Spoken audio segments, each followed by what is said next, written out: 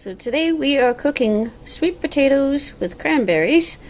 Not necessarily one of Steve's favorites. Yay! Steve likes neither cranberry. Well, you don't mind cranberries. You don't like sweet potatoes. He's deep in contemplation. But he's being awesome and he is helping me. And we are going to be cooking them in the crock pot, which makes life very easy, especially since he's got to get to bed from his night shift.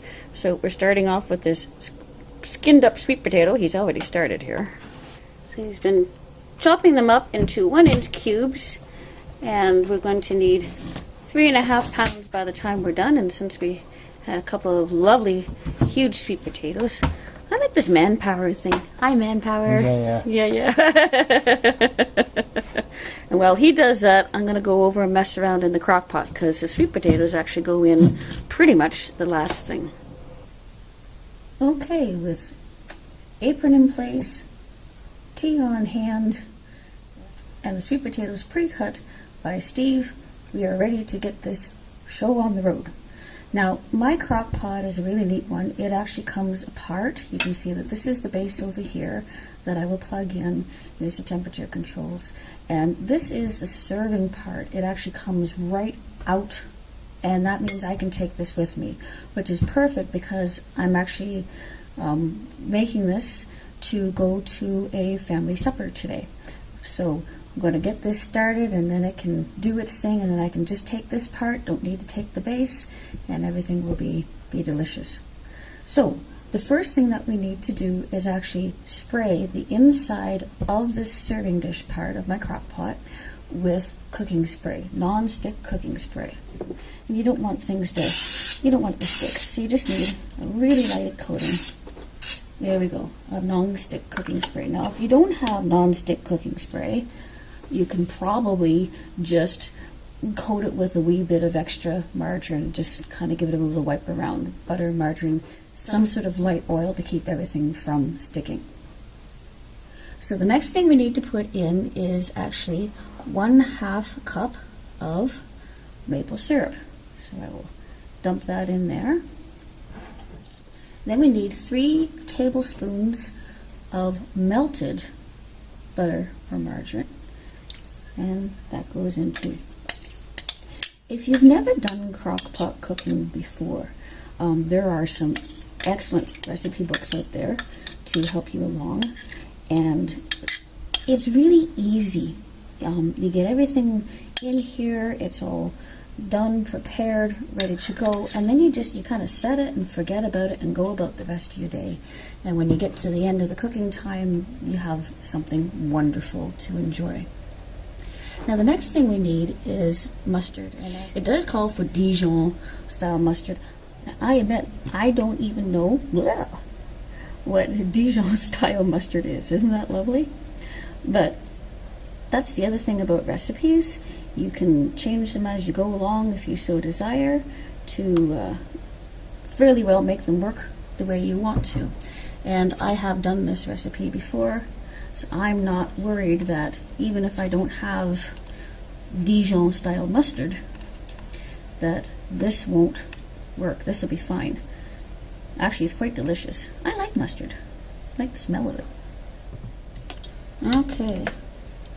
So into the crock pot that goes, and that is 2 tablespoons of the mustard.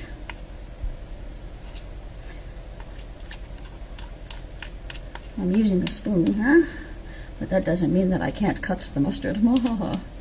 Okay, really bad joke. We'll carry on to the next ingredient. Okay, next will come a 1/2 teaspoon of salt. I'm going to go and measure this over the sink, which is right here beside me, and then we'll dump it in. Okay, so here is my 1/2 teaspoon of salt. The reason why I did it over the sink, or if you have a plate or a bowl or something not your recipe, is if you happen to get too much and it overflows, you're not getting the overflow inside your recipe, which could nasty everything. And then we need a 1/4 teaspoon of black pepper. And here is my little bag of black pepper. And here is my 1/4 teaspoon of black pepper. We'll shake that around in there. Wonderful. Okay, so that's down in there. I'm going to just stir it around a little bit, just to get the ingredients kind of mixed in. Looks maybe a little strange right now, but I promise it turns out really, really delicious. There we go. I'm going to have to stir this again anyway when I put the sweet potatoes in, so I'm not too concerned. Okay, a sip of tea from my, I have to show you this, this is cute. There we go. There's my T-Rex. Now for the main ingredient. And this is 3.5 pounds of sweet potatoes.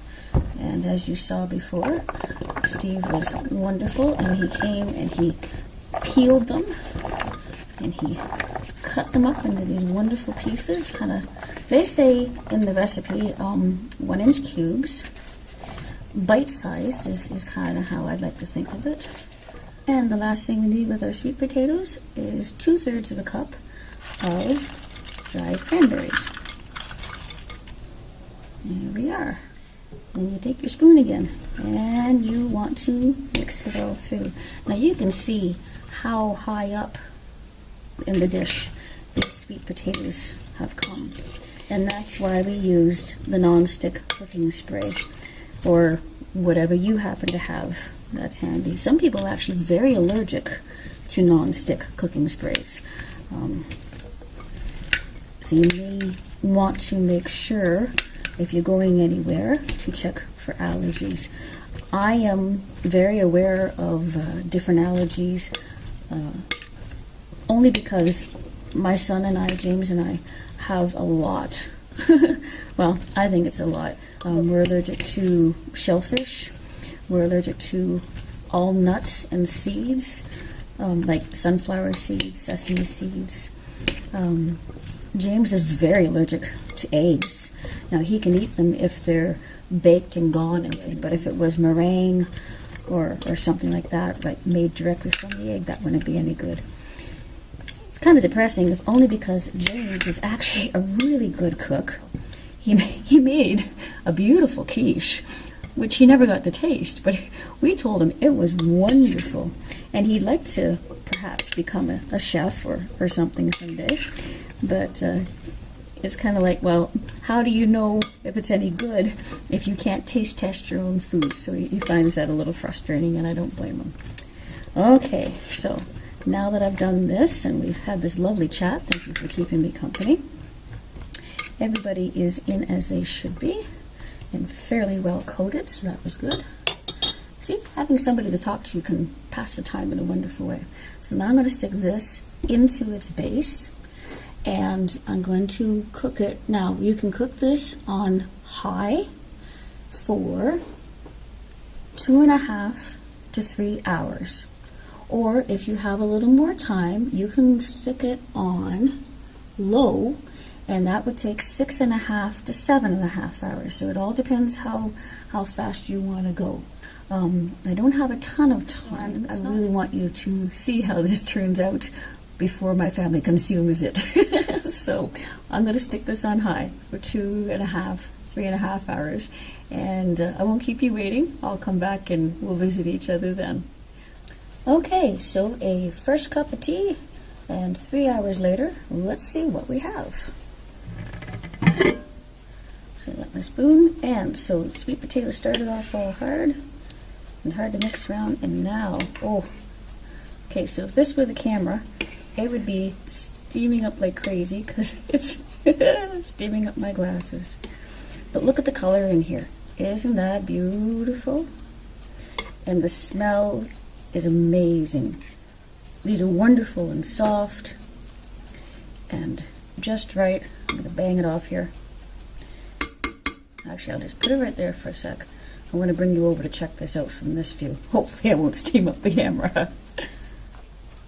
Okay, so here they are from this view.